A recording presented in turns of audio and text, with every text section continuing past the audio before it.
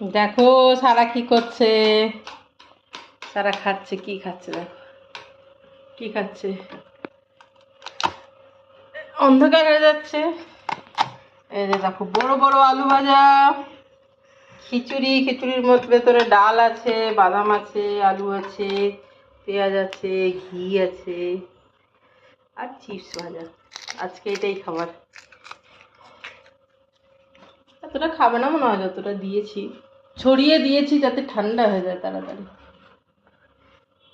গরম আছে কিন্তু মাম, খেয়ে একটু বলো তো, হালকা করে খেয়ে খেয়ে গাইজদেরকে বলো যে কেমন হয়। উফ, কেমন, হ্যালো।